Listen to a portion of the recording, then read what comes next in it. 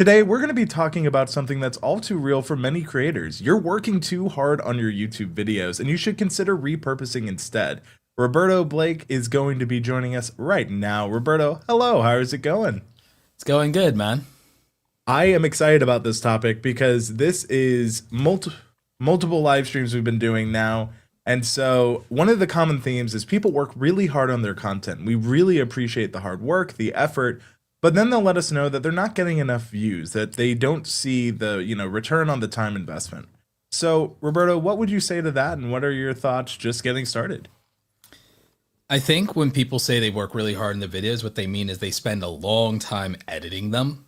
And we're like, aside from the beastification era of YouTube and the spectacle era of YouTube, we've kind of moved on to circling back to the authenticity era of YouTube. You do not need to be spending all this time over editing your videos and trying to do this retention editing. There are niches, themes, types of content that works for. But the truth is, most of the YouTubers you admire weren't doing all of that before, when they got started and when they started growing. It wasn't because they were doing all this intensive high quality editing. They got better at their ideas, they got better at their packaging, they got better at their thumbnails, and they went through an experimentation phase. Most of the big YouTubers pushing aggressively with quality can say all of that because they can afford a team of people to help them. In many cases, they can afford an editor, or they're already a full-time creator making enough money to not have to edit after working a 40, 50-hour week job. So again, a lot of the YouTubers that are struggle busing, they're spending way too much time on the edits, Andrew. They're not spending enough time on their ideas or their thumbnails or their packaging or their titles. They're spending all this time on the editing, but also that time's not even efficient in terms of the editing, because the 10 hours that they're spending on an edit, an experienced YouTuber spends 1 to 2 hours on that same edit to get the same result. And then they get more time and energy to put onto the packaging. And they also spent more time on the idea. So an effective, efficient YouTuber can do in 3 hours what a struggle bus YouTuber does in 30. And that's the key difference. And when that happens, you're not arguing between quality and quantity. Also, speaking to authenticity, I'll show you guys something. Yeah, let's do it. One of my clients, Eric, let me share his case study publicly. So Eric, for this month, actually, let's go to last month just to show you something, because this month's not done yet. Let's go to last month. So Eric last month published 94 videos.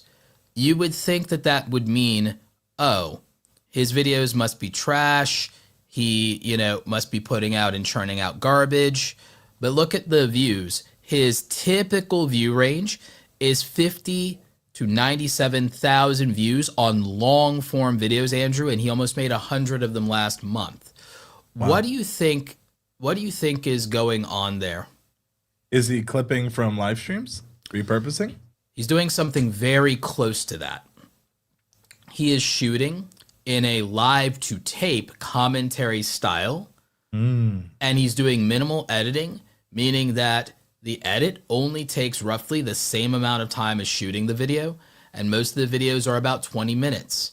So he's shooting as if he was live streaming and doing commentary for it as the primary driver for people caring about his humor and his opinions, his strong opinions on the game that he plays. Let me show you what that did for him in October, Andrew. There we go. Not bad at all. In gaming, the most saturated niche, the hardest niche to grow it, all these things. So, and as you can see, Eric's a relatively new creator. Yep. So, I've worked with Eric. I'm working with him again. We plan to work together next year. This is what's happening. Now, Eric has succeeded in short form before. His next task, Andrew, is to take the same aggressive stance they took on long form and to bring that back to an aggressive short form schedule. Once he does that, he'll be unbeatable. He also plans to, when he gets the feature for vertical and horizontal merged live streams from YouTube, he plans to do all 3 formats. And it'll be because the live streams will allow him to repurpose the short form, and he's going to hand that off to an editor, and that's going to be what allows him to do this. So another boom. thing I wanted to ask is like, was OpusClip at all helpful in this process? Because as he's working For with an his short editor, form, yeah, for his short form, when he was originally doing short form, was where he started to get traction for the channel. When because we first started, and he was kind of a prototype before Jake for the short split strategy. He was a prototype for the short split, and it was successful. But he decided to take that same stance, Andrew, and just go, what if I just took everything we did for short form and I did it for long form with a $4 RPM? wow. And that was how he ended up taking the brute force strategy of YouTube even further than I did in my prime. And it still obviously works today, clearly. And I'm not telling anyone they need to do daily uploads and content. I shared this, and I can take this away now, unless there's a piece of data you want to see. I think just for, looking here, I love the idea of making something to film to tape, and I can put us in side by side so that if we need to bring it up later, we can. Sure. But I love the idea that there was a planned kind of reasoning behind the content. I think if you are, really working hard on your videos, a lot I call it editing in camera, which comes from, classic film and background. And I feel like that's kind of what you were almost helping with here. Is that fair to say? Yes. Yes. No, that's exactly it. Is if you shoot for the edit and you do everything as if you're doing all of it in camera. If you produce rather than edit, you put your effort into producing it good enough as is. Now the editing becomes minimal because you shot it the way that you want it. So it's like film for the edit, as they say. So the thing is, I just think that you should put more of your effort into your production, your presentation style, your performance on camera, and your personality. If you do that, you're putting gold in. How much more sifting and refining do you really need to do in the edit at that point? Your editing style is not unique. Most of you guys work a 40-hour, 50-hour week job. How the hell are any of you the best editor in the world? Don't be so emotionally invested in the ego around your editing. That's even been my mistake in the past, Andrew, is like, I decided that, I'm a fast and efficient editor. It's not like I'm stylistically the most gorgeous editor in the world, although I am handsome. But I don't edit the most gorgeous thing in the world. What I'm very good at is I'm good at technicals. I'm very good at the skill of editing. I'm very good and I'm very fast. But in terms of stylized, fancy, and overdoing special effects, it's not necessary. And my style of editing is meant to be subtle. I mean, to the point, Andrew, where there are people who sometimes don't even think I did any editing, and I'm like, you didn't notice the entire thing you were watching was green screen and that background was fake? That's how good my editing was. Well, again, the art of editing is you don't notice anything happened at all if you do it well. That's what I think. So I believe in that. So applying that to most of you watching, I'm here to tell you, if you go back and you watch some of the videos from the heyday of both Peter McKinnon and Casey Neistat, the truth is they didn't do like 20 hours of editing on their videos either. For one thing, Casey Neistat was getting a video out every single day. Y'all, how long do you think he could spend on an edit? He had children. He had a wife. He was doing daily content for 3 years. Now, again, he stopped doing daily content to make sure that he keeps the wife and keeps the kids. But the thing is, he was doing high quality stuff, really good stuff, but it was more about his presentation production. He would do an edit where you guys get to see, where we all get to see a couple of, he wouldn't even do transitions, Andrew. He was doing the transition in camera with the whip pan, so he didn't even do that. The stock text was Helvetica for Final Cut Pro, so he just went with that. The time lapse was shot in camera. So that wasn't really edited. The time lapse was shot in camera. The most Casey did for the editing was really more of his music selection. And again, if he needed to change scenes, but he mostly filmed with one camera, Hollywood style, as they say, guerrilla filmmaking, one camera, not a bunch of different camera angles, one camera, filmed everything, and then he edits chronologically. He said that. So again, you have to think about it. Casey Neistat is sitting there in 4 hours doing a better video than you guys could do in 40 hours, 20 hours, 10 hours. I think, and it's because he's being efficient. Well, that, and like, he studied filmmakers, right? A lot of people, like, what you can do is when you're not actively filming videos, study how things are done in the media you're consuming. What do you like? What do you not like? That is a huge thing where like a lot of people just watch to be entertained, but you can also watch to learn. Why did they do something like that? How does this shot make me feel? Exactly. You know, shot for shot. The truth is, shot for shot, Andrew, you like the edit would not get you. Like if you wanted to film and replicate a Peter McKinnon video or a Casey Neistat video that was shot on location in New York, you could do it. And the thing that would make it take the most time is just either the location stuff or actually doing things in the video. But the editing would be really minimal. And you got to remember, by the time you watch a Casey Neistat video, if he's in New York, 70% of the rest of the video will be him sitting down and talking to the camera, manually zooming in instead of doing it in the edit. And the most effort was physically sometimes setting up a shot where like he would go from just sitting in his chair to then it cuts immediately to then him with like a birthday hat on and the confetti thing like that. The setup for that took more time than the entire editing of the entire video. Mm-hmm. Like, so what I'm getting at is if you film things very effective and very efficiently, gold in, gold out, garbage in, garbage out. Too many people are trying to, when they say I work hard on my videos, you mean you're editing it because you're trying to save the video because it's like a meh video and you think you can cover it being a meh video with the edit. If you're not enough without the edit, you're not enough with it. So No, that's, so what I would recommend from a repurposing standpoint is I think you should make videos with the intentionality when you make them of knowing they're going to be clipped. We've heard of something called clip farming, right? Means you go into an interview and you go into the interview knowing that you're going to have hot takes, you're going to have hot mic moments, and oh, this is going to be clips. Maybe this clip goes viral. Happens all the time. So people, you could set up your videos, not just your live streams, you could set up your videos specifically for the purpose of clip farming and cutting down your videos. You can film in a live to tape style and repurpose. And again, it's not just for gaming channels. If you want to do a reaction channel, a news channel, a commentary channel, even an education channel, you could film in a live to tape style and say, all right, I'm going to sit here, I'm going to film, and I'm going to film in segments back to back, just have a water break, and I'm going to film back to back, and in between my little 5-minute water breaks here, I'll just keep filming. It's like what we used to call batch recording.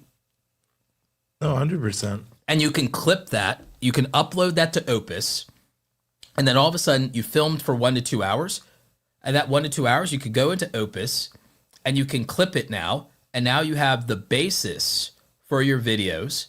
And the thing is, you may not need that much B-roll, you may not need that much in there, and you could just throw in a background sound. You could basically use Opus as the editor for the most part if you really wanted to, and you only have to then spend possibly on each of your segments. Maybe you spend 30 minutes on this at most per video. Maybe it's an hour per video, but it's much more efficient and effective. I'll give you a formula for editing, Andrew, and you tell me what you think, because you actually are more of a classical filmmaker. You're a documentarian. You've even won awards for short films. So I guess a lot of people may or may not know that about you, you know, so I'll just sing your praises there. Tell me what you think about this. Because remember what I've always said, there's easy mode, there's normal mode, there's hard mode, and then there's nightmare mode. What I think is a lot of creators would be better served is try making videos on easy mode. Only edit for 10 minutes for every 1 minute of footage. 10 minutes for every 1 minute of footage you want to keep, mind you. So like cut out all the dead air, cut out your bad takes and mistakes, edit for 10 minutes for every 1 minute of footage that you actually want to keep. And that's easy mode. Then I think normal mode, you move that up, and I think that becomes roughly 20 minutes per every minute of footage. So if the average YouTube video, let's say the average YouTuber is going to make a 10-minute video. If they're going to make a 10-minute video and they're going to edit 10 minutes for each minute of footage there, they're going to be editing for about roughly 90 to 100 minutes, an hour to an hour and a half. That's efficient enough to be able to do multiple videos a week or do daily content. But maybe not every video you want it to be an easy mode video, even if the packaging and thumbnail is really good, but the video is very simple. Maybe you want to do something that is a little bit more challenging. Okay, if we are going to normal mode, that means every video takes 3 hours to edit. So that still is videos that you could make at a decent cadence in normal mode to where you could do a 2 to 3 video a week upload cadence, because if you're a working class creator, you have 10 to 20 hours a week of free time after taking care of yourself, dishes, meals, shower, commute, whatever, especially if you use a lot of your weekend for it. Or if you just maximize the weekend, you can get 20 hours out of 2 of your days off if you don't even use Monday through Friday, right? So you could do that. That's a little extreme, but you could do it. Okay, well, if you're on normal mode and you're making 2 to 3 10-minute videos and the edit for each is 3 hours, now it's just a matter of, well, how long did it take to do the filming? How long did it do the setup? If it was a little bit more involved, and I don't think it should be crazy involved because you could overshoot way too much footage, then we're still talking about maybe 10 hours total in the editing bay. Did you really need to do more than 5 hours of filming? So then beyond that, the rest of time is for some optimization tweaks, some thumbnail edits. So again, there's your 10 to 20 hour work week to put out 2 to 3 more than acceptable, above average videos. They don't have to be bangers. Okay. Hard mode. What hard mode looks like, Andrew? Hard mode is where you're putting 30 minutes to an hour into every minute of footage, which is kind of absurd. If you're doing that, then that means you're doing some crazy retention editing where you're doing pattern interrupts roughly every 3 seconds, if that's the case, which I think is going way too far. And I think at that point, dopamine farming the audience like that is a little too aggressive and probably to some degree exploitative, in my opinion. There are some videos where I could say might require this, not because it's a per minute thing, but because maybe you're making something advanced. Maybe you're making some advanced motion graphics because you have some data or some case study, or maybe you're making a weight loss video and it took a while to put together this before and after graphic with the effects. And that makes sense because you're really trying to communicate something in the storytelling. Or maybe it was necessary because you had to really aggressively edit some footage from a multicam shoot because you did extraordinarily high-end production. I don't think any working class creator qualifies for hard mode or nightmare mode where you're doing 50 to 100 hours of editing. No, I think you're right. And or production. I do not think that any working class creator qualifies for a video that takes 50 to 100 hours round trip on it. I think that that's ridiculous without a team. I think no working class creator should be pursuing that. I think if they were going to do that, that is literally, while you're doing other things, a twice a year project, maybe a stretch. You do it seasonally. You do one in spring, one in summer, one in fall, one in winter. But I highly don't recommend that compared to all of that energy that you put into. You could just do YouTube shorts and people would love it. I was telling Jake, one of my clients that I've done a case study here before, he did like 100 million views in a month. I think you remember me showing this last week. Last week he did 100 million views in a month. He was getting discouraged because he had some time off that he took for some family stuff, travel with his sister and his parents, and he was down by like 50% on his views. I was like, Jake, in September, he did 100 million views. Mr. Beast spends $4 million and has staffs of hundreds of people to get 100 million views on a single video. You got that same 100 million views doing shorts from your bedroom. Changed his whole perspective of beating himself up immediately. He's like, I immediately feel better now. And I was like, yeah. It's like, and you should. And again, I'm not comparing short form content per se to the spectacle and storytelling of a Mr. Beast production, the biggest, bestest TV show in the world. But it is to make a point that a lot of you, the try hard YouTuber thing, I totally get it. But that's for a full-time creator that stopped worrying about paying rent a long time ago. Very fair. And I think another reason people try hard is because they don't know any better. A lot of times people don't take the time. Like, I see this all the time, and in fact I had this recently. I've used microwaves my whole life, and I promise this comes back, but I was been using it wrong because I never thought, I should probably learn what all the buttons mean. And by learning simple things like that, I now make better food with the tool I've used my whole life. And it's like, if I can make that mistake with something simple, you're making it with your editing. I think one thing to keep in mind, I wouldn't recommend nightmare mode to go back to as a filmmaker. I think that what I've learned in editing is like, there's a term that says clarity beats complexity, and all that means is that you need to make things simple and understandable because that's going to be more effective than like overly complex. And most of the time, shorts prove that to people. I think that was a great example you gave, especially with your student there, because at the end of the day, perspective is what we can provide. Exactly. I want to, if you don't mind, sharing the screen. Let's do it. I want to show Jake again because he gave me permission. I want to show Jake again because we have a question for from Grand Admiral Hunter, who says, I make long form and I'm afraid that if I start making short form, the algorithm will hurt my views. Okay, so a lot of people worry about this, but a lot of you are just doing it wrong. But with Jake here, Andrew, he's a now I think 60,000 subscriber YouTuber. Congratulations. Looking at the typical views, he started working with me when he had less than half of that. I think close to a third of that. When you look at the views here for typical views for a 60,000 subscriber channel, does it look like short form is hurting his long form at all? No. Right. Now, if we look at the actual views themselves, and I'll show you something interesting with this. So these are actual views. This video is clearly just uploaded. This literally just uploaded within the last, hour 24 or two. hours. So like 24, less than 24 hours because last 24 hours, which actually means this is fine. But I'm going to tell you also something we did to mitigate the idea that shorts don't help long form. Because by the way, this one, the shorts help the long form because this video in September, what we did was we pointed almost all of the shorts to this video. Smart. And what I'm going to show you is this is what happens when you do the short split strategy correctly. And this is how it helps. So look at the numbers here. Browse features is the home page. Look at the related shorts. 36% of the views from this came from related shorts.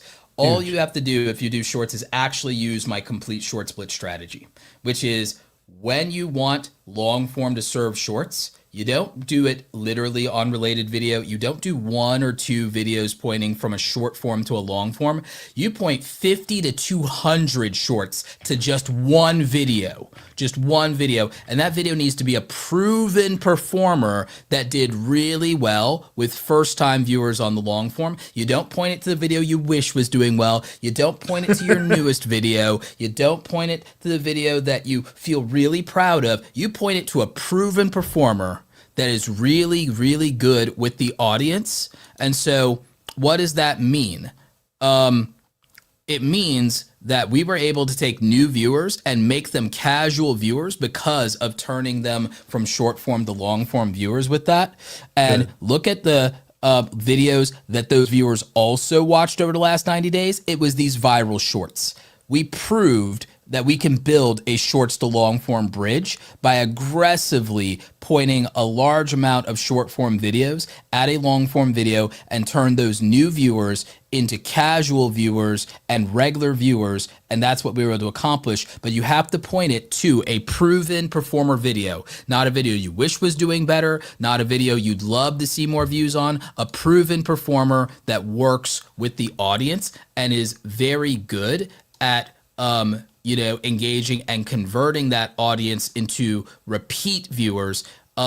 Alternatively, you could point it at a video that makes you money. That's my way of thinking about it. But I digress. So we were able to accomplish that. But with him posting less in October, again, travel and family obligations at the first week and last week, so he missed half of his uploads on short form, so less aggressive, but he did publish some long form because he also really wanted to. So he published more long form in October because he just really wanted to do those videos. But those videos did not do bad. None of these views, tell me something, for a 60,000 subscriber channel, with most of those subscribers coming from short form, is there anything disappointing about these views on long form whatsoever? No, not at all. Right. In fact, what most people are like, if you have so many, X amount of subs, what are your views? They're pretty close to it. And even if a third of his subscribers watch that'd be great. So these views are really, really promising and strong. So again, myth busted. By the way, Eric, who I showed you guys, he aggressively was doing shorts and was known for shorts, pivoted to aggressively doing long form, and that's why Eric is doing so well, and he was the channel I showed before. So again, I'm going to take the myth of shorts hurting long form, I'm going to walk it to the bathtub, and I'm just going to hold it under the water until it goes away. I think also, we talk about that myth is gone. Yeah. Well, I think a lot of it is lack of preparation, right? Like this is a prepared strategy that is now tested, right? And a lot of times it's interesting because people will look up instructions on so many things except the thing they want to do the most. And I find that fascinating. Yeah. Like we don't like working with me. I eliminate the hoping for things to happen, waiting to see what happens. We make things happen. We do things intentionally. We do it directly. We make a strategy. That's why I have a strategy, Andrew, for every format of YouTube, for every one of the three major types of YouTuber. There are 7 if you count the hybrids, but we'll just stick with entertainment, education, lifestyle. I have a methodology for every one of those 3, and I have a methodology for how shorts, long form, and live streams works for each of those 3 types of creators. Now, again, 80% of the creators on YouTube all want to be entertainers. Our audience here is much more mixed. It's also a somewhat older crowd. So I would argue the audience here is probably closer to 60% of them will be education and lifestyle creators watching this, and 40% of them will be entertainers. So it'll be 30% lifestyle, 30% education, 40% entertainers for the OpusClip audience, I believe, which still means entertainment outweighs either but not both of the other categories here. On YouTube, I would argue it's skewed that you have like 80% entertainers, if I don't count hybrids, and 10% education, 10% lifestyle.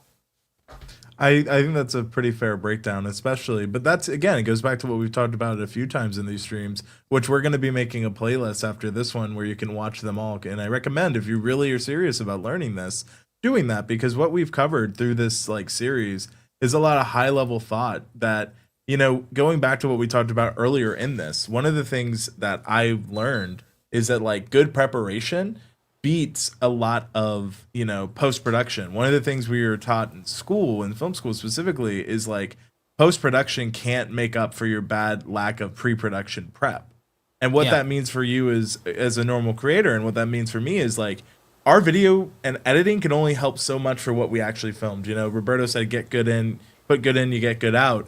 So you really got to make sure you're putting that good in. And that doesn't mean you spend all that time. We talked about time editing. How long should someone spend filming if they're starting? Roberto, I'd love your let's flip it. What about the, pre-production side? What are your thoughts? I think you have to go, this is a great question. I think you have to go into it intentionally. And the answer is different if you're an entertainer versus lifestyle versus education. Education, if you know your content cold and you didn't have to write a script and you didn't have to do research beforehand and you know your stuff cold, you know me, Andrew, I can just get up and I can do it. I can just get up and do it. If I really wanted to, as long as I was okay with how I was dressed and my beard and everything like that, I could turn on the camera behind me right now and I could just pick something, a topic or an outline out of my phone that I already have, and I could just go cold, or I could just turn the camera on here, sit here commentary style, and I could just rant about whatever new YouTube update there is, and I would do minimal editing, do a screen share of the article from YouTube, pull it up like I'm Tim Pool, and I could just go, and that video would be fine because people would just value me having a strong opinion,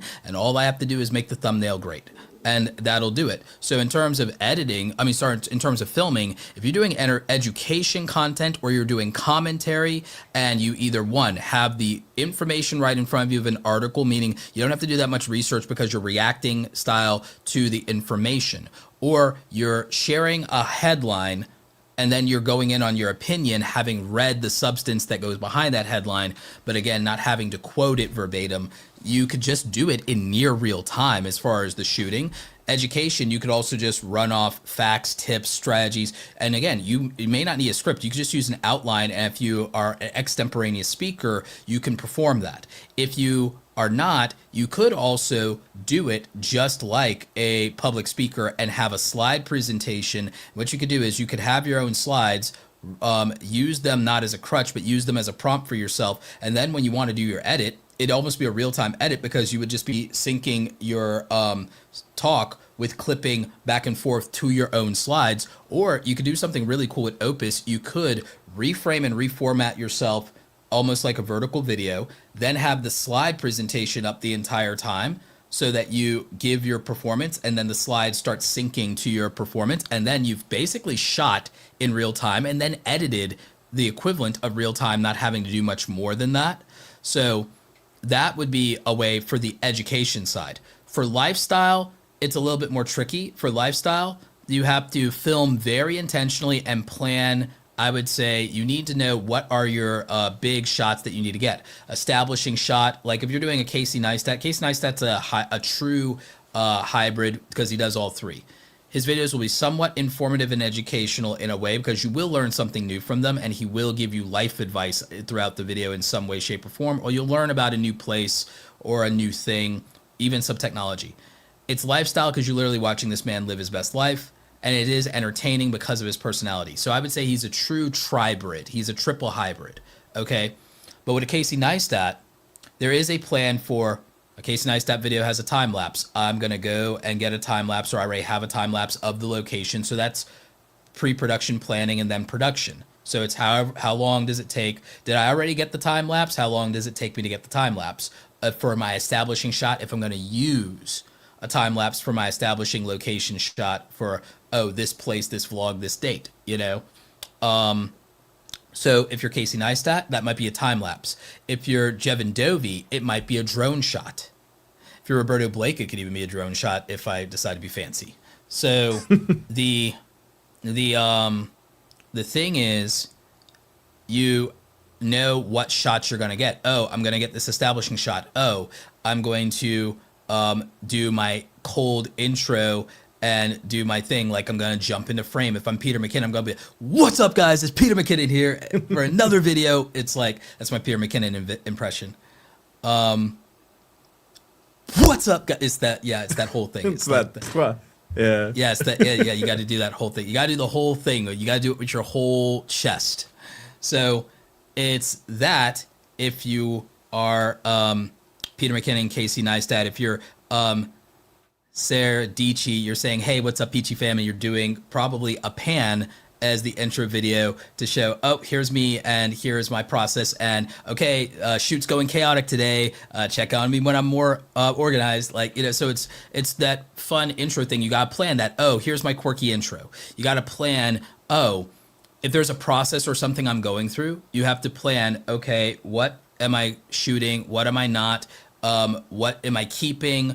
Okay, I shot this in case I need it, but I can cut it if I don't. So there's a lot of planning for lifestyle content, especially for things that are personal, of like, ooh, I don't want that. Or, oh, make sure there's nothing with my address in the shot. Oh, make sure that, you know, if there's people, I ask permission or I blur them out or it's not important. You have to do a lot of thought for lifestyle content. If you're doing DIY, you have to plan, all right, is there a time lapse of this, of the project from beginning to end that I'm going to have going on throughout? Oh, wait, let me set up the before shot. Let me not forget, because I need the before shot and the after shot for the video and for the thumbnail. So let me do that if it's a DIY project. So you have to really, for lifestyle, I think has some of the most preparation and planning around it out of any type of content you could do. So that can be more intensive. That's why I caveat that lifestyle content, it could be, if you're going to go hard on the authenticity, it can be very minimal And it could be a yapping style video with some cutaways, with some story times of things as they happen, but you're almost doing it practically like a flashback. So you can do that. You could do it to where, here's another thing for lifestyle content that people don't consider. You can film everything in real time that you did, and then you could sit down and you could film almost like a reaction video to yourself. And that could be a different way of doing storytelling, because now you're combining story time and reaction in a video. And so that's an approach people could use. And it's a format that does work for more yapping style videos. And there's that aspect where get ready with me videos could basically be shot and edited in near real time if it's a get ready with me video. Yeah. Yeah, very popular with the female content creators. The do this with me video, do blank with me, hey, work with me, code with me, drive with me videos, near real time, Andrew. Like, it just is what it is. And the edit is minimal because, again, it's an experience. It's meant to be just experience this thing in near real time with minimal editing, in pure authenticity, unfiltered. Like, that's the entire point of that content. So again, you just have to look at what's the scenario, and are you doing entertainment, education, lifestyle, different requirements, and then in the sub niches of those categories, of those genres, the niches of those genres, there are some specific nuances to things that you do. If you're doing a product review, you could just film the entire thing of your thoughts with your product review and even your notes. Sometimes you can even look at your notes on your phone and then just cut away to the B-roll. The key to that is just going to be, okay, you filmed your A-roll, you need to film almost as much B-roll for the A-roll, just so that you have enough coverage to not always just be a talking head on camera and to be able to do as many cutaways. But again, it's better to overshoot and have those things and not need it. If you're doing a product review, you want top-down shots of the product, in my opinion, from every angle, but then you also want close-up, possibly macro shots of in hand, so you'll shoot that again. Some people will do a multicam setup to try to minimize how much they have to do with that, so that they could do it all kind of theoretically at once. That is an option, but then you also have to decide how many panning shots, how many B-roll shots, how many steady cam shots do you want, and everything like that. Hey, if you forgot to shoot something, are you gonna whip out your phone real quick and do a little bit of extra B-roll there and just dump it in instead of doing a whole camera setup again? So it's things like that. Are you going to do a use case video with that product where you show yourself using it in the real world? And is that going to be vlog style? Is someone going to walk around with a camera following you? Are you going to do a like drone like the DJI Neo? Quiet, Phoebe. Are you going to do a drone like the DJI Neo and have it follow you as a dolly while you use the object in the real world? If you don't have a cameraman, that could be an option. DJI Neo is like $200. They also are dropping the Neo 2 any day now. They announced it. So, and that one has obstacle, like 360 optical avoidance. So very cool. So it's things like that. Oh, if you're not going to do that, are you going to use a like monopod or portable stick tripod, throw a DJI Osmo Pocket on it, have it do a tracking shot of you while you do the thing in the real world, so you have that B-roll? That's how I'm shooting some B-roll now, is just using that for moving B-roll. So yeah, it's about planning out those shots and what you're going to showcase. Again, if you're doing that kind of content, you might shoot 2 to 3 times as much as whatever the A-roll is for the talking head for the product review, as far as the amount of footage that you need. And that's not unreasonable in like a, let's say, 8 to 15 minute product review or showcase or demo style video. And that could be beauty products, that could be lifestyle products, fitness products, trackers, those kind of things. So you have to, because photography videos, you have to consider that. If you're doing something more elaborate with a review, maybe you're doing a review in the real world, and maybe the thing itself takes an hour, but you're not going to use an hour of the footage, but you have an hour of the footage. Your bigger problem will be picking your selects. Interestingly, for clipping, because you could use some of that, here's another key for that. For things like product reviews, lifestyle, even some education tutorial channel stuff, those things, even if they don't make the final cut of the video, you could pull that stuff into OpusClip, do a voiceover with some of that unused B-roll, and get shorts for all of your platforms from those behind the scenes that could still be useful just with the voiceover, so none of the footage goes to waste. Some of the top-down footage may not make it into the final long form video, and it makes great for voiceover for short form, and you can still point it to that long form, and you can do multiple top videos from the top down perspective of those products and point it to that, or use the YouTube shopping tag product feature to get some more affiliate money, my favorite. True. You could do that. You could use those unused product shots for the tech or beauty products or whatever you're doing. You could sit there and then just upload that with a voiceover that you did in OpusClip, export that, upload to Amazon for the Amazon Influencer Program for the Creator Hub, and get money every time someone watches your product review video before buying.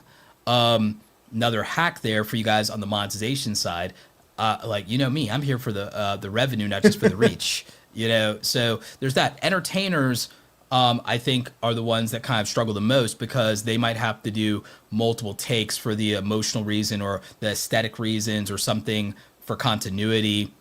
So that could be a little bit more challenging. But even with that, if you're doing skits, there's just a lot of opportunity there. And not everything has to be that perfect. I mean, look at Caleb City, you know, best on a budget in terms of comedy gold and comedy sketch. Look at entertainment style. Jordan Howlett, I don't think he spends a lot of time on the shots or the edits when he's doing his traumatized Gen Z adult videos. Like, you know, like, or even when he's doing the fast food secrets videos. It's just as long as it takes for the setup of like getting out the blender or getting out the things and getting that shot, which again, I don't imagine that for the content he's making that's more than a half hour to an hour, but that's also to get I wouldn't call it a nightmare mode or hard mode, but it might be a hard mode for a short in terms of a banger. In terms of a banger, that might be hard mode for a short because he's spending an hour to get a 90-second video. He might be spending 90 minutes to get a 90-second video if it's one of the food-based videos. But that makes sense just because there is the extra physical prep work of filming with food. So that could change the dynamics. So I'm not saying, again, look at where I'm going, Andrew. I'm doing the thing that they say we never do. Like, I'm not prescribing one size fits all, which is the main issue people have with education around content creation. I've never prescribed one size fits all. I do offer frameworks and formulas, but it's one of those, you know, if this shoe doesn't fit you, we've got some more on the rack. Exactly. No, I think that's all really well. And a lot of what you talked about is just thinking ahead of time about what you want to do. And like that goes in multiple ways, whether it's bullet points, whether it is planning out having multiple cameras, as you mentioned in that top-down example. That's something I actually did very recently for a video I'm working on, where I used my phone as a pickup camera because it was quicker to set that up than to bring up a whole nother setup. And sometimes good enough is all it needs. As long as your audio is good, people will forgive not equally or perfectly matched visuals, right? And so because of that, that's really why I tell people when it comes to all the stuff we're creating, you got to do what makes the most sense for you. And that truly, you know, it comes down to just making sure that you're published, because that beats perfect every time. Ooh, we have a Roberto wipe. Yeah, none of y'all need this. None of y'all need this at all. Like, you just don't. You don't need this. This is overkill for almost anything and everything. This is like borderline too much. Granted, I do want to shoot a creator economy documentary over the next 18 months, and then God knows when it'll come out. But and also using any footage I have from the FX3 already. But the this is overkill for most of y'all. 24 to 70 lens, that's great to have. Most of y'all don't need it. Like 3-hour extra battery, a lot of y'all don't need it. External monitor, y'all don't need it. Lights mounted on your camera, probably don't need it. DJI Mic 3, yeah, you need it. You know, but the rest of this, probably a little too much. You don't need it. You can do just fine without this. I have videos shot on my phone that got more views than videos shot with this. So I am telling you that a lot of you are overestimating what quality actually means to a viewer. For a viewer, quality is the experience they got. And authenticity, look, somebody raw and authentic has a very high probability of someone of beating someone polished and fake. 100%. Okay? Some of the biggest high budget, high production content creators we ever seen can't get views because some of them ruin their reputations. They're fake. Or people don't like their how they are as a person, or who they were shown to be versus who they portrayed themselves to be, being very two-faced, and they're done. And no amount of making spectacle or quality 4K, 8K will save them at this point. They'll still get some views, mind you. But again, good aesthetics, spectacle, throwing money at everything, there's a certain point where it doesn't beat or make up for a bad personality or a bad experience or just not being fun to be around. No. And like even like some of the gear you mentioned, like even at a smaller scale, right? Like this is a monitor for a phone that costs like $50. I can see what I'm filming from afar. Like there's a lot of affordable stuff. And even like I have one of those too, by the way. Yeah. I love my little small rig monitor here. Whatever I'm showing. Yeah, it's that's magnetic. Yeah. Yeah.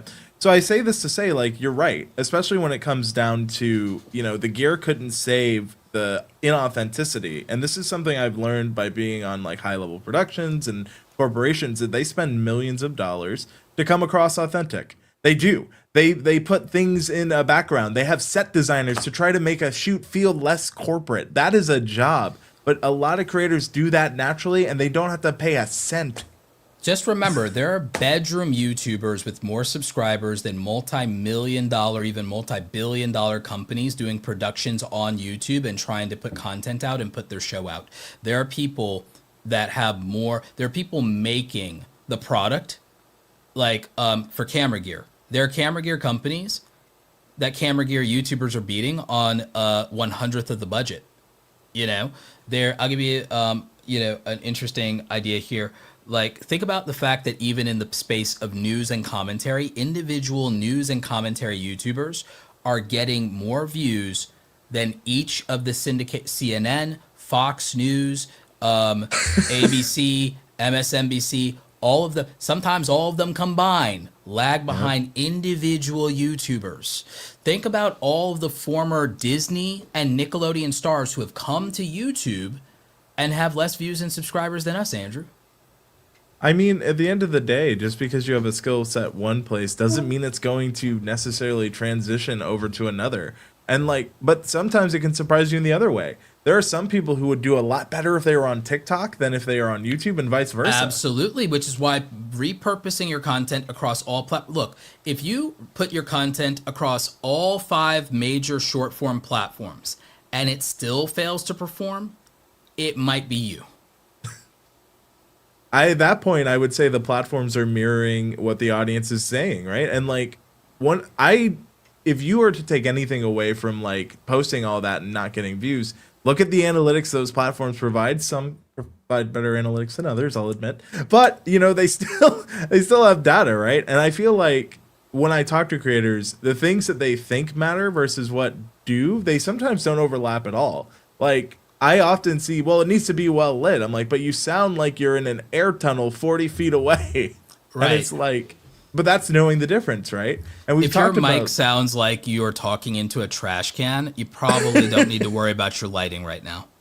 Well, like, also a lot of them, but it's like, it's lights, camera, actions. I'm like, that comes from a time before we had audio and video. Why are we still using this? It should be mic, lights, camera, action. And that's something I tell my students, because like, at the end of the day, you made a great shot, but you sound so far away that no one is going to get that far into the video. We talked about earlier hard mode editing. Some people's edits are so far into the video that people didn't even make it to. So they spent all that effort, like hours of content editing, and it's in a part where they've lost 98%. I've seen this happen in a few people I've actually helped, where they spent all this time on one part of the video, but by the time people got there, only 2% of the viewers ever saw it. Yeah. So it goes back to, what are we focusing on? What can we do? And that's why I loved when you talked about earlier about, you know, you can use shots you didn't use in the long form video for shorts forms. That's another way to repurpose content. And in Opus, you could just upload it as a video. You can even use stills sometimes, stills from your stuff. So like, creativity isn't limited to what we can do. It really goes to what like efforts are we willing to go to spruce up content. And if it is a short form piece, going back to how long you should spend, if I'm repurposing that B-roll that I have from a shoot, how long would you spend on those short forms, considering you may be using Opus to do some of the heavy lifting? Again, like 5 to 15 minutes tops per minute of footage. Tops, man. Like at the most. That might still be overkill if I'm being honest. A lot of it's just going to be right there and be able to be done for you, depending on what you're looking for. If you're trying to do the automatic animated text caption, it's going to do it for you. Like Agent Opus is now doing the motion graphics now at this point. I mean, so that's like a thing, and I've been seeing a lot more from that, and that's like looking really dope. That's going to be transformative. So you have that. Another aspect of this, Andrew, is you brought up the analytics. Not Agent Opus, OpusClip. When you do use it to schedule out the short form, another benefit that a lot of people don't realize is that you get a combined analytics on the performance of the videos across the platforms, which is unheard of. So that is a significant benefit to using OpusClip for the short forms, just being able to see where it performed, how it performed, and right then and there compare kind of that data and have all of that. So I think a lot of people are overestimating the value of some aspects of their process and underestimating the value of specific, very intentional action. Yeah. Focusing on the wrong things, for lack of a better word, focusing on the wrong things. No, I think that's very fair. I was talking to a creator, he's a sports channel, and he was telling me that he spends all this time making sure people understand, very rudimentary, fundamental things of the game. And look, he does football, just to give some clarity. And American football, I need to specify, not European. So again, even there. But he was trying to explain what the dashes mean. And I'm like, on the look, if you're not my thing. But he's explaining the sideline dashes, right?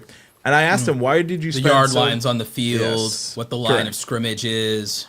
And I said, you spent 4 hours of your day building all these animations and graphics to really explain this well. And when I watched the retention, 1% made it there. But then we made that whole thing a short.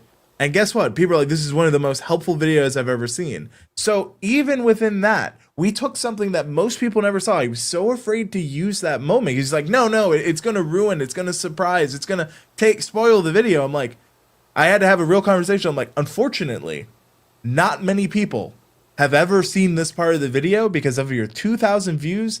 1% made it to this part. Let's make it a short. Let's see how it does. And it did really well. Stop thinking like an artist, start building like a brand. Think about it. An artist is obsessing over the intention of how their thing is supposed to be consumed. A brand does not care how you consume their product. They care that you consume the product. True. And I think that's something that even when you're editing, when you're creating, you can think, does this matter? I've done things where I spent a lot of time in pre-production doing, I'm like, this would be cool. And then I was in the edit and I'm like, actually, it doesn't serve the story. Bye. Yep. Kill your darlings, as they say. They say kill your darlings. You need to do that. Oh, I'm really emotionally attached to this and everything. It doesn't serve a purpose. It's got to go. So I see something from the artist Haven, aka Tish. My favorite creative mind frame is rule number 1 is there is no rules when it comes to being creative. I think when you're an artist, there is. When you can say that when you're an artist and you don't care about the outcome. If you're an artist, and again, this is Tish, this is artist Haven, you're thinking, and again, your identity is very wrapped up in being an artist. There's a difference between art and content. People turn art into content. That's not always a healthy choice, by the way, because art, usually, to be honest, was not meant for the average person. It's wonderful that the average person gets to experience art. An average person can participate in the world of art, but I want to be honest. Most regular people, the average person doesn't relate to art. They never have. They've never been truly moved by it. They've never really understood, which is why many of the famous artists, especially in the Renaissance, a lot of famous artists and great people like Van Gogh, for example, they died in poverty because they weren't appreciated in the time that they lived by the average person, by the peasant. Art was never for that person. There's a reason it was only valued by, frankly, the educated. And we do have a more educated society, which is why art gets more support than it ever has historically is because we do have a more educated society. But what you have to understand is most people are merely consumers. And so a consumer doesn't value the same things that a producer might value if they are in the frame of being an artist, which means you have no rules, you have the chaos because it's all about expression. But here's the filter. The filter is the consumer doesn't know you, doesn't understand you, and therefore may not care about any of the things you care about. And they may not see the value in that. And so the thing is, there is a tribe for you, but you have to accept that if you're competing in a world like social media and YouTube, unless you're doing it purely as expression and a hobby, if you want to be a full-time content creator, a full-time content creator usually, unfortunately, doesn't have the luxury to think like an artist because because what you are putting on YouTube is not art in the way that you think it is. You may value it that way, but for the consumer, it's just another product. And therefore, that is why a brand succeeds, or even someone who thinks like a brand succeeds, where an artist may not in YouTube, because art was never truly going to be appreciated by the masses in the time of the life of the artist. That was a very, very rare thing that happened to a handful of people that we remember, but the majority of artists tragically were never appreciated in the time that they lived. Their genius was only appreciated later because later people became educated enough to value them, which is unfortunate. And even now, truth be told, we value a lot of the OG YouTubers now in a way that they really would have loved to have had when they were in their prime and when they were trying to make it. They're in some ways, some people are celebrated well after the fact. And I'm not trying to discourage anyone who wants to make art content, but I am telling you that most people cannot appreciate an artist, and that's not the fault of the artist, but it is a reality of the artist that they have to acknowledge, and then they have to figure out, all right, am I making art today or am I making content? I would argue that you make art for yourself. When I go out and I do my photography, I am not doing it to make content because, again, I don't want to deal with the masses. I don't want to deal even with my pretentious peers critiquing what I did. I made it for myself. I made it because I want the art to exist. That's why I hang it up in my house. I hang it up in my house because someone who comes to my house is probably going to be able to appreciate it. Ask, oh, people do. Oh, where's that? Where can I buy that? It's like, you can't. I mean, it's like, you can't unless I make you a print because I did it, like I shot that. That's mine. And so those are hanging up in wood archival prints that are meant to last 80 to 120 years, meant to outlive me. Unless I go ahead and get the cybernetics and become Lord Vader. Or I use my Sith alchemy and just, decide that I want to live forever. But the art is like there to be appreciated by people who have a direct connection to me because that's the person who would value that. On its own, I'm a very good photographer, but on its own, people may not value that or may envy that or critique it in a way that I don't care for. That might discourage me from making if I do it as content. So what do? It's not that I'm suppressing myself or hold myself back. I want to make art. I know that part of that is a selfish endeavor. Content creation, from my point of view, isn't a selfish endeavor. You make something that the viewer is going to value, and you can be satisfied that by too. I'm not telling you to make content you hate because it does well, but I'm telling you that sometimes you do content you like that you're not in love with because it does well, and it gives you the affordability and lifestyle to do what you love without ever having to sell it. No, yeah. And I think you should sell something you like so that you never have to sell something you love is what some people should do.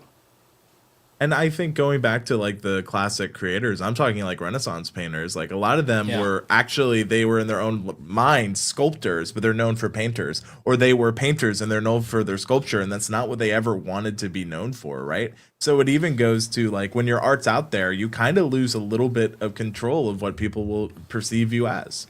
David never wanted to be known as a sculptor, and we all went against his wishes. Michelangelo hated the Sistine Chapel, and he was forced to do it. He was forced to do it. He hated the patron he did it for, and he mocked them in various obscenities within the Sistine Chapel and everything. When you see the worst obscenities hidden in the paintings in the Sistine Chapel, those are all effigies of the patron who commissioned it. That was his revenge. Yep. Similar to a coder who, writes something into the code that only they understand, or that is in the debug code only. In the debug code only, that is literally a mean-spirited jab at their employer. If you debug certain code, you'll end up finding little Easter eggs where people are criticizing their boss. It's fun. So there's things like that. So a lot of creative people throughout their life have done the work that they weren't necessarily in love with. I'm not telling you to do stuff you hate, but they did stuff they weren't in love with, but that they still enjoyed enough, or they liked the craft of it, or they knew they were just really good at it, and they liked the validation of, I'm good at this. So I play this game because I'm good at this. I'm really good at it. I'm not in love with it. I don't hate it. But you know what I am in love with? I'm in love with the praise I get for doing it. And the thing is, I don't think that's the worst thing in the world that you could pick. I don't think that's the worst thing in the world you could do. So there is value in that. And then, like I said, if you monetize it correctly, you build a real brand, you can then afford a lifestyle to where you get to minimize that to being a 4-hour workday of doing something you're not in love with, but that you don't hate, that gives you a lifestyle you're absolutely in love with. There are content creators, I know they're not in love with what they do 110%, but you know what they are in love with, Andrew? They are in love with the fact that they get to work from home and they get to see their spouse and their kids every single day, always available to them, and they love that they don't have to haggle with someone for 2 weeks of vacation a year. Yep. And I think that as we go, and I think that's what you need to figure out is, like, when you're working too hard on your videos, what do you actually love? What is something you're good at or good enough at that you can do this and you can find joy in it? If you are thinking like, oh, I'm only going to do this short term and then I'm really going to transition to what I want to do 2 years from now, you're discrediting all the work you're doing now. And your audience will be built off of something that wasn't sustainable because you never meant to do it long term. I see that a lot, especially with starting creators.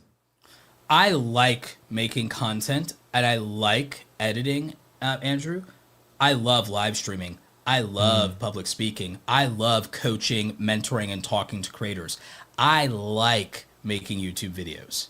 I love being on live streams with the community and with other creators and talking to you. I love speaking at VidCon and Vid Summit and being with the community in person, even though I'm an introvert. I love stretching myself a little bit there to be able to be around people a little bit more and finally get out of the house. I love that.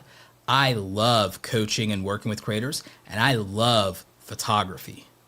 You know that about me. Like, I love that. Like, honestly, I spent more money than I needed to on my YouTube camera gear as a justifiable business expense just to feed my photography hobby while writing it off on my YouTuber taxes.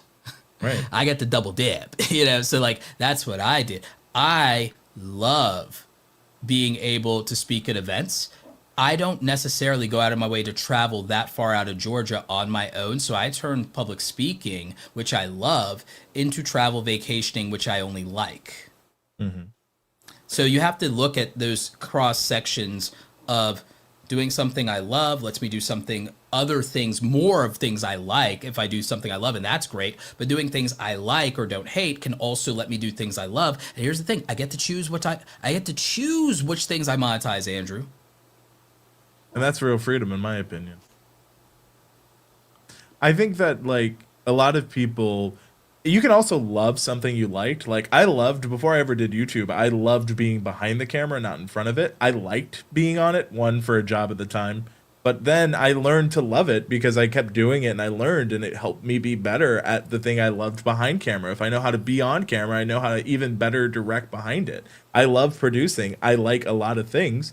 And I think that is a very important thing. And especially when you're working on repurposing and you're working on growing your YouTube channel, like finding the difference and finding ways that things you like can support what you love, that's when you find real success. And you may not love YouTube Shorts, but if you like them enough to help them relatedly get back to what you love, then you're doing the repurposing, reusing that content appropriately. You're doing it in a way that serves you and it doesn't hinder you. Your fear of its hindrance is way outweighed by its actuality in supporting you. Andrew, can you pull up the screen again? I want to show you something. Yes, let's do it. All right. You may not love YouTube Shorts, but wouldn't you love to earn that from YouTube Shorts? Like, and to just make a point, this is the short form. This is all the revenue, and then this is the short form revenue. Like, and keep in mind, this is only in September, folks. This is only in month. September. If we go, wouldn't you love a quarter like that? Wouldn't you love a quarter like that? Is it, if that's on the table, is 5 to 8 shorts a day really too much to ask if that's what you get out of it? Again, even if you got a fraction of that out of it in 90 days, you know, is there anything that you really, like, have you ever done a job you hated and it paid you a fraction of that in a 90-day period? Well, maybe you can stomach YouTube Shorts, right? like maybe that's the answer. So even for me, looking at those numbers, I go, you know what? I could make some shorts. You know, if that's what, you know what I'm saying? I'm like, you know what? I can film, like, Andrew, I think I could figure out how to film 3 to 5, film enough shorts in a Sunday to be able to put out 3 to 5 shorts a day for a month. I think I could figure it out. No, I think you could. And I want to give perspective. This number on screen in the last 90 days, this is more than some people make in a year. In the United States, the federal minimum wage is $7.25 an hour. At most a year, you're going to be making $15,000, and $15,000. I think it's like 80 if I'm doing math correctly. So this could literally get someone out of poverty. Correct. And they did it in 90 days. I want to give perspective to the audience on, if you're sitting here saying, oh, but shorts aren't really me, or you're worried about your artistic integrity in that way, I would say that you can still be a creative and artistic person in shorts. I think Jenny Hoyos does a great job in that. Yep. And so I think a lot of times we overestimate or over-index on one piece of content. What you should have shown in this series is the beauty of diversification, not only of platform, but of content type. Exactly so. And so again, like, people go, oh, you can't make money on shorts. It's like, maybe not the way you're doing it. You know, that's why I derived the short split strategy to counter every single fallacy about shorts. I developed it to say, how can we use shorts to actually almost guarantee help long form? And then that's why I showed you that video that had 36% of its views from related shorts, and what it did for that video. I was like, okay, how can we counter the, oh, shorts don't make money? Okay, how much would you need to get? How much would you need to make to start to make this viable? Oh, how can we come up with a methodology and process for making it easy? And by the way, this is just on YouTube. Then consider posting to TikTok. Then consider posting to Instagram. Oh, by the way, you can post to Snapchat too. Oh, you can post to Facebook Reels. You've got 5 monetizable short form platforms you could be posting to. So that number can be, and for Jake it is, much higher, right? So it's like the month he did 14,000, he also did 4,000 over on TikTok. He did almost a 20K month on that, and he still did long form. If he got sponsors for the long form, he could do that. Again, Andrew, he's working out a technical thing on the OBS side to just be able to figure out doing the simul streaming, because he does the streams kind of on TikTok. If he can simulcast the streams to YouTube, he'll end up like one of my other clients, Juicy J, who is a Clash Royale champion, where, he's getting like hundreds of thousands of views per live stream. Jake could be getting at least tens of thousands of views per live stream for the vertical and everything. That's worth some money. It's also going to mean he's going to get some super chat donations rolling in off of that.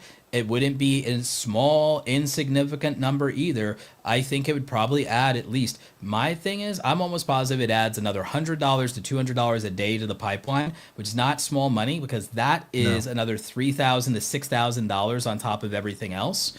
And then that's not counting the fact that he could get sponsors for those live streams. And with those kind of views, Andrew, if you're getting, let's say you're getting off of the replays on YouTube alone, let alone what you get on TikTok, and you're shouting out a sponsor, but you got YouTube and TikTok, do you think it's so unreasonable for someone like Jake to be able to get a sponsor or two to each commit to paying him like $1,000 or $1,500 a month to have a couple of shout outs on stream and to be the recurring sponsors in his stream?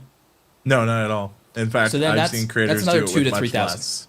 So that's another 2 to 3,000 minimum. Maybe he could even get 2,000, 2,500 for that if they're very aligned and if the margin on what they sell is really good. So he could be sitting there getting another $2,000 to $5,000 from the live streams, not counting the revenue that the live streams generate.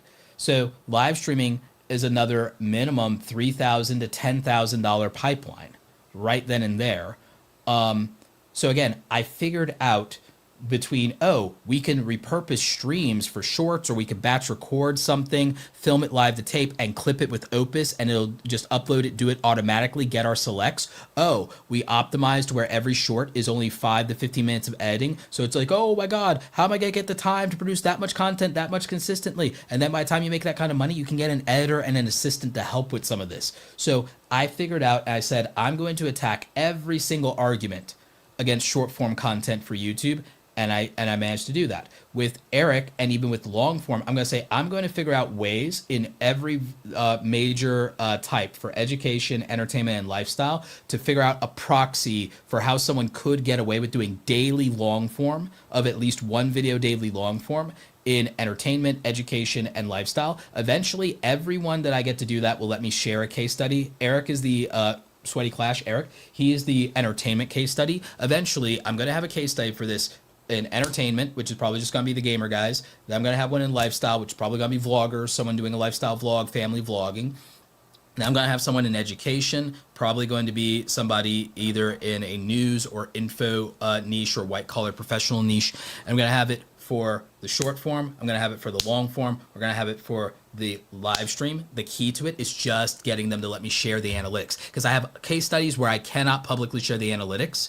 We have great friends in the industry, Emily D. Baker with the live streaming side of like how valuable that is, plus her clips channel, where again, take the live streams, take Opus, and she puts long form of her 4-hour live stream legal deep dives on her clips channel, breaks those into 20-minute segments, still massive ad revenue. So again, Opus isn't just value for vertical short form, y'all. Even for mid-length long form that you could put multiple mid-roll ads in could get you something like Eric that I showed you guys earlier. I'm going to switch over to him again real quick. Because again, a situation like that with live to tape filming or even outright live streams gets you to where you have the long form earning that kind of revenue because, all right, you sat there for an hour or two and then you clipped up a bunch of 20-minute segments, you posted them all throughout the day, and then all of a sudden there's 3 to 5 videos. Again, look at this. He's sometimes posting 6 videos in a day between regular and shorts, but mostly it's 3. It's somewhere usually no less than 2, but up to 3 or 4 long form in a day. And again, that's a lot of work, but are you really looking at this? It's not an 8-hour workday. It's a 4-hour workday, Andrew. It's a 4 to 5 hour workday, which everyone would kill for. It's a 4 to 5 hour workday. Most. Sometimes it's a 3-hour workday. And so it's a 3 to 5 hour workday to make in a month what people make in a year. And at this one, it's double of what people can make in the year, right? In a month. And I think that this goes to show double what a minimum wage person makes in a year in a month. Yes. A working class person who's not quite middle class making $35K a year is somebody who, again, working class making $14, $15 an hour. This would be their yearly. He makes it in a month now. Like, could you commit to toning down, over editing, overthinking, overdoing everything, make something people really want and care about that you like enough if it meant you could make $10,000 a month or even $10,000 a week? Is that really that difficult to compromise on creatively, emotionally, and artistically compared to working a 9-to-5 job and getting less than that? And I think when you have that financial freedom, you have the freedom to create more creatively. If you notice, a lot of the people, when they go full time, they're like, wow, you're making your best stuff ever. It's because they figured out a way to afford that level of creativity. If, to Roberto's point, if you're a working class creator, you have to find a way to get there. You don't have that access right away, but you can get there. That's the difference. And I think even these guys, go ahead. Yeah. No, I was going to say, I think in our next stream, that's something we should talk about. How do you get there? What are Yeah. the steps? Let's break it down. So if you haven't already, subscribe and be sure to come back next So next Saturday. one is going to be how to become a full-time content creator. Yes. Now, I have to just mention, we will not be going live next Saturday, but we will be back in December. We're giving ourselves time for the holidays. And Roberto, you were going to say, I didn't want to cut you off there. I just want to do some housekeeping. When you get to a point to where you are making things sustainable and you are a full-time content creator, if you want to try to make a banger once a month, you'll be able to afford it. The trick to that is you don't pull back on the things that are sustaining you and paying your bills at that point, which is now your content. So the thing is, it's not about trying to make the bangers to get yourself out of the 9-to-5 job. You make sustainable content that builds and builds and builds and grows and grows and grows until it grows into something, until it grows into a tree that you can eat from. Yeah. But you don't risk the tree that you're eating from until you have a couple of crops. So you don't chase the bangers until you have real stability. And what you don't do is you don't chop down the tree you're eating from to build yourself a McMansion. Very true. And So I think that's the key. I think that also, you know, as we're looking through, we're getting a lot of thoughts on like long-term sustainability as a creator, right? And I think repurposing long-term makes creating like for years sustainable, because the reality is, heck, long-term, the audience you have this year, 2 years from now, probably hasn't seen everything you've done. If you've been creating for years, I guarantee you not everyone has seen every single piece of content. And if they have, that's a super user and a very rare use case. So I say all that to say, as someone who's been on multiple channels, seen multiple channels, know how audiences work, that's a rare case. But you know what isn't a rare case? To see live streams every Thursday and Saturday here on the OpusClip YouTube channel. You can also check out more content from myself and Roberto on our own channels. But Roberto, where can people find you? You can find me over at awesomecreatoracademy.com if you want to work with me. If you want to ask questions, you can find me over on X at Roberto Blake. You can find me on x.com at Roberto Blake. Find me on Instagram for inspiration and motivation at Roberto Blake as well. You can network with me over on LinkedIn, where I post and ghost quite a bit. And of course, you can find me on YouTube at youtube.com/at Roberto Blake. And you can join my weekly live streams as well as my inventory of over 1,500 educational videos to help you be a better content creator. And you can also catch Roberto, not this upcoming Saturday, but next, here on the OpusClip YouTube channel. Roberto, thank you as always, and we hope you enjoy, everyone. Have a good one. All right. Take care.